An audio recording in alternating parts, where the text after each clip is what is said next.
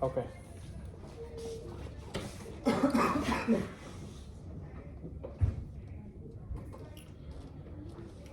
Alright, so the warm-up for the video, I'm just annotating what we're doing. The warm-up is page 71, numbers 1 through 4.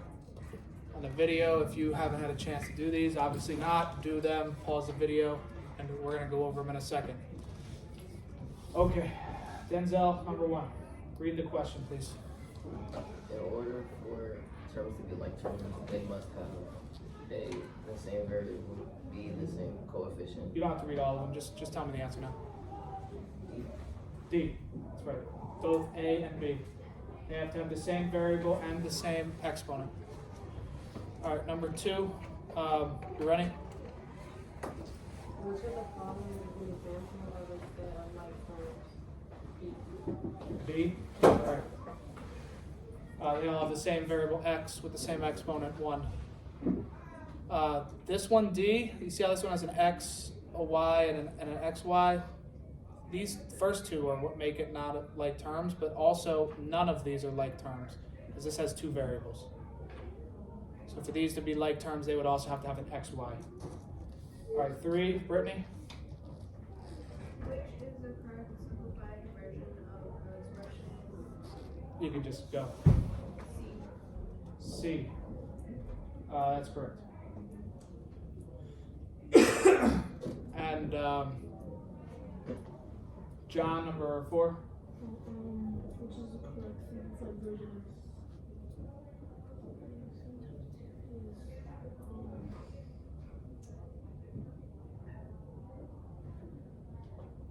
it is B. B?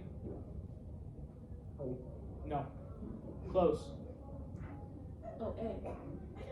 Why is it A? Because negative 7 times negative 3 is 21. Yeah, good. Negative times negative is positive. Right, should be positive. Negative times a negative is positive. Good. All right, page 73.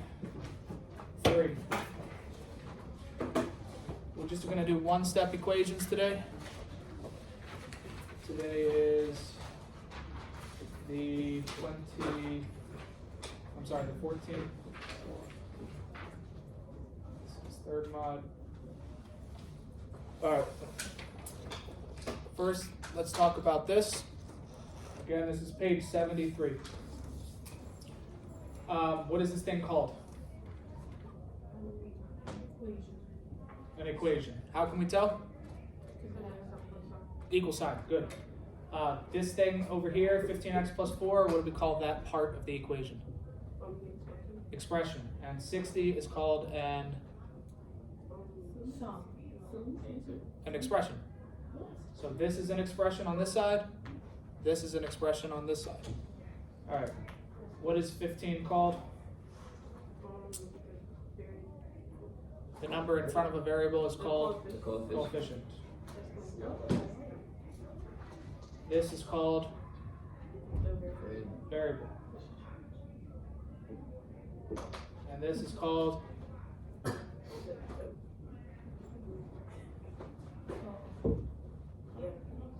constant. 60 is also a constant.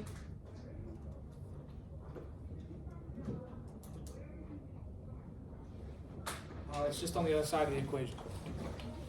All right, so before we start, I just want to generally give the goal of solving equations. I say this to my classes every year, because oftentimes teachers will just tell you how to solve equations, but they're not telling you exactly why we're doing it.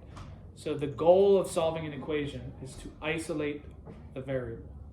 What does isolate mean mathematically? In the real world, if I isolated Denzel, it would get him separated from everyone else, right? So if I put him in isolation, he'd be in a room all by himself. Right. In math, it's kind of the same thing. Isolating the variables to get the variable by itself on one side of the equation. So it could be on the left side by itself or on the right side by itself. To be more technical, the variable has to have a coefficient of a positive 1. Anything else, it's not isolated. So the variable has to be by itself with a positive 1 as a coefficient. That's the goal. And what we're trying to do is we're trying to find the value of that variable that will make this equation true. So an equation is just a scale or a balance. And if we, just like a scale, if I was to do something to one side of the scale, put weight on or take weight off, what would happen to the scale? It would become unbalanced. So the whole point of doing these equations is we have to keep the scale balanced, because that equal sign means that it's balanced. So whatever we do to one side of the scale, whether it's adding something to it or taking something away from it or multiplying or dividing, whatever we do to one side of the scale or the equation must be done equally to both sides. As if it's not, your scale will be tipped and the equation will no longer be true. All right? So we're going to manipulate these algebraically, but we have to remember to keep the scale balanced. So to solve a one-step equation, we are going to isolate the variable by using inverse or opposite operations. So what is opposite of addition? Subtraction. What is opposite of division? Multiplication. All right, good. So we know the opposite. So that's how we're basically undoing an equation to get the variable by itself. So today we're just gonna focus on one step, which is the most basic form of an equation. You guys should have done this in 6th grade, and you mastered it last year in 7th grade. However, if anything, my second mod,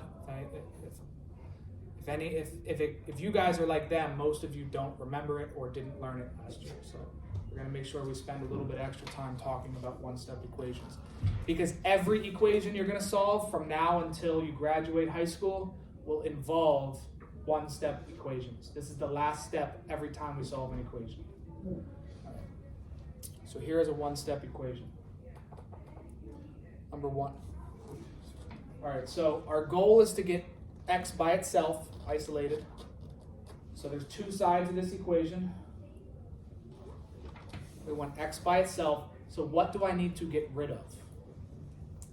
You can just say it. 1.5. All right, 1.5's got to go. What operation is being, is the 1.5 having with the x? Division. You can tell by the fraction symbol, the fraction bar, that means x divided by 1.5. So what is the opposite of division? Multiplication. And that's how we're going to solve it. We're going to do the opposite of what we see, and that's going to undo what's there. So the opposite of dividing by 1.5 is multiplying by 1.5. But just like I said a second ago, our scale is now unbalanced. I've multiplied the left side of my equation by 1.5. It's gotten bigger by 1.5, by a factor of 1.5. So my scale is unbalanced now. I have to rebalance it. So to do that, I have to do the same thing to the other side, times 1.5. Does anyone remember this? Yeah? Do you guys remember this? You can be honest. No? Okay. That's all right. You'll remember it after this year, guaranteed. I make sure you all leave knowing how to solve equations. All right, so think of a number, any number. 3. Okay. Let's multiply that by 5. 3 times 5? 15. Now, if I multiplied it by 5, it became 15. What if I divided that by 5? Go back to 3. So multiplying something and then dividing it by the same number does what?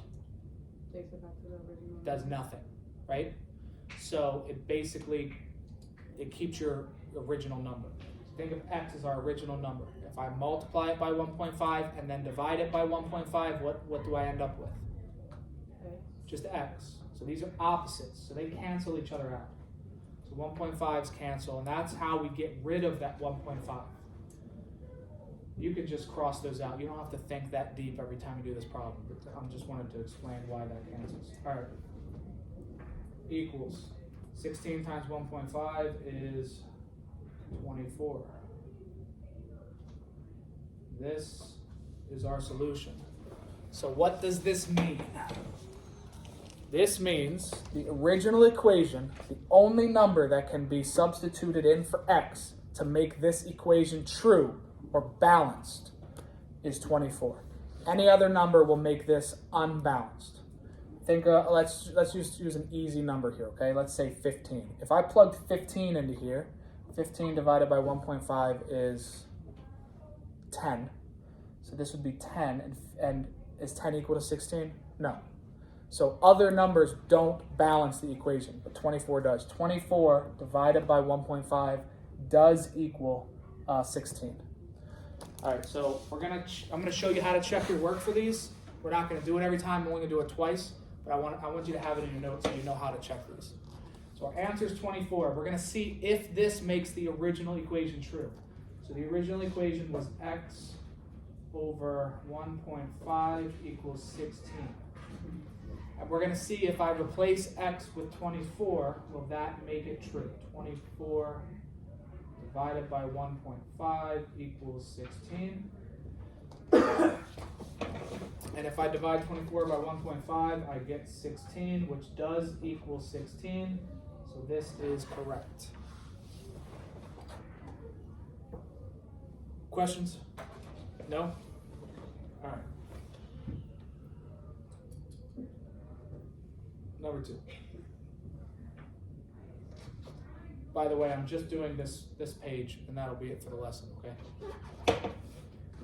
All right, number 2. T minus 4.25 equals negative 4. Whenever you get an equation, you should ask yourselves a series of questions. First of all, what's the variable I'm trying to isolate? In this case, it's t.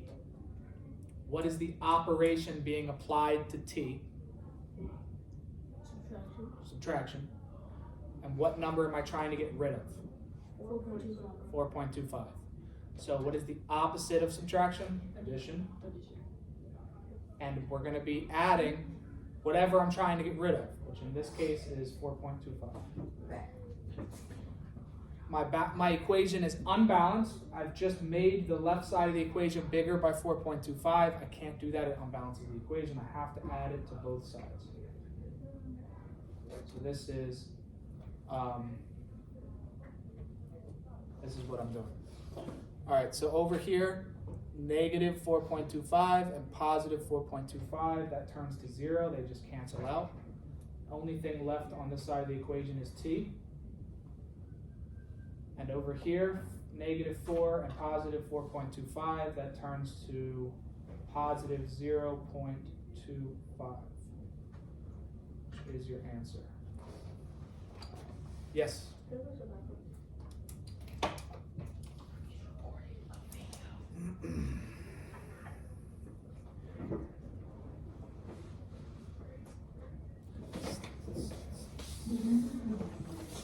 All right, so if I'm going to check this work, that means I'm going to plug in 0.25 for t and see if it fits. Does 0.25 minus 4.25, that equal negative 4? And really, you could put a question mark here because you're asking the question, does this side equal the other side? And yes, if you combine these, you get negative 4 equals negative 4, which is correct.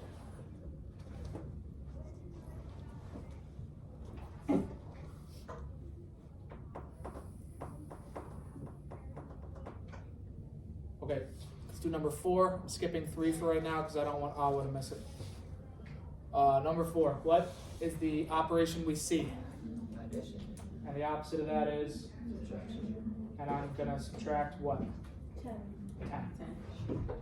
Why am I not subtracting 3.5? Because I'm not trying to get rid of 3.5, I'm trying to get rid of 10.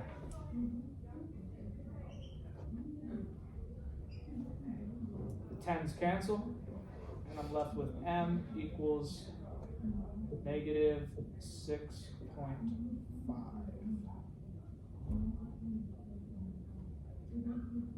We're not going to check that. We can skip the check section.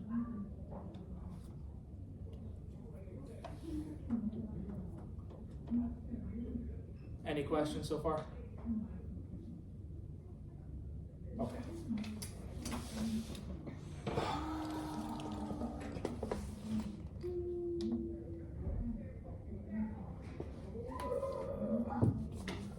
Okay, so for this next thing, I want to show you a pre-example because it's not going to make sense unless I show it to you.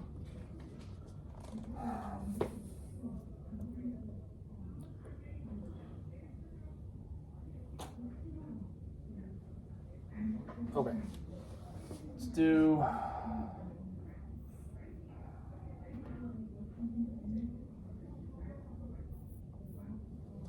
Is that showing up? Barely.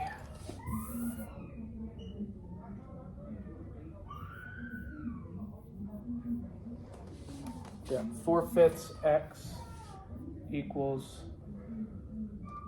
20. Okay. This is a confusing one. This is the hardest of all the one steps because it's kind of confusing. What's the variable I'm trying to isolate? X. So what am I trying to get rid of? 4/5. All right. What operation does x have with 4/5? Multiplication. It's an invisible multiplication. It's assumed. It's right here. We don't write it. Okay. So what's the opposite of multiplication? Division. I'm going to be dividing both sides by 4/5.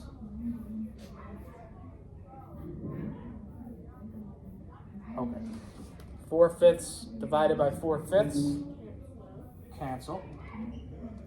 So I have x equals whatever 20 divided by 4/5 is, which is kind of a hard calculation because you're dividing by a fraction. So this is 20 divided by 4/5. If you guys remember back into your tool bag, how do we divide fractions? You can't actually divide fractions. You guys remember KFC or KCF? Keep, change, flip, or keep, flip, change? Okay. To deal with a fraction division, first of all, this needs to be a fraction, so this is 20 over 1. We don't divide. We keep the first one as 20 over 1. We change the operation to multiplication, and we flip the second fraction, which is 5/4. Then we multiply. 20 times 5 is 100, divided by 1 times 4, which is 4, which simplifies to 25. So the answer to this is 25. Now, this is a lot of work, right? Do you want to do this every time? No. So there's a shortcut, and the shortcut is, so I'm gonna erase all of this, but I want you to remember the answer is 25, and I want you to pay attention to this right here, because that's what the shortcut's gonna be.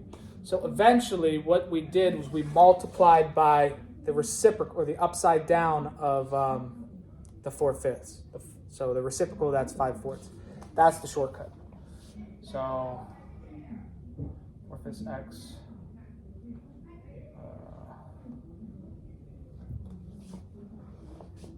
4/5 x equals 20. Shortcut is we don't divide by 4/5 because we know if we divide by that, we're eventually going to be multiplying. So let's just skip to the end there. So the shortcut is to multiply both sides by the reciprocal.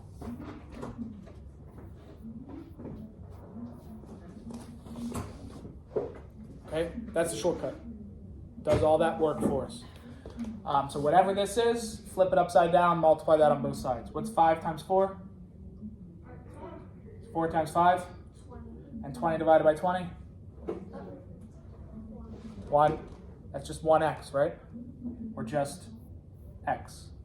So these basically just cancel out. All right, so we're just left with x equals 20 times 5, which is 100, divided by 4, which is 25. So the shortcut is to multiply both sides by the reciprocal. When do we use this? We only use this when our coefficient is a fraction. Okay? If our coefficient's a regular integer, we divide both sides. But if it's a fraction, we multiply both sides by the reciprocal. So let's look at number 3, which is why I did all that prep work here.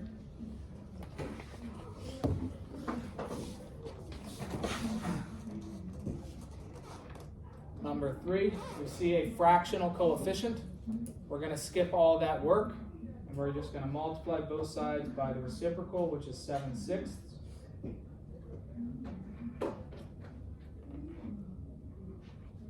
The 6/7 and 7/6 cancel. We're left with E equals 12 times 7 is 84.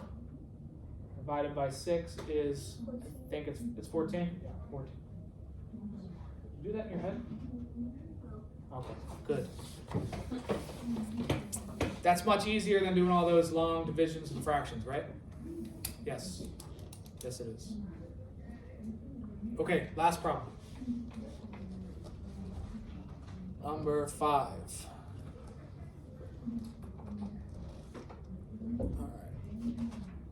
To solve the equation shown over here, Darren thinks that you should subtract 2.5 from each side, while Eddie thinks you should divide both sides by 2.5. Who's right? Eddie or Darren? Eddie. Raise your hand, please. Why? Because Speak up. We can't hear you. because There's like 3 people in here and I still can't hear you. 2.5n. What? 2.5n means what? 2.5 times n. And the opposite of multiplication is? Division. So Eddie is correct. Eddie's correct. So the problem then says what value of n makes it true. So basically it's asking you to solve the equation. So let's solve it. It's 2.5n equals 50. The opposite of 2.5 times n is division. So we divide by 2.5. Our 2.5's cancel, and we're left with n equals 20. 50 divided by 2.5 is 20. Any questions? All right.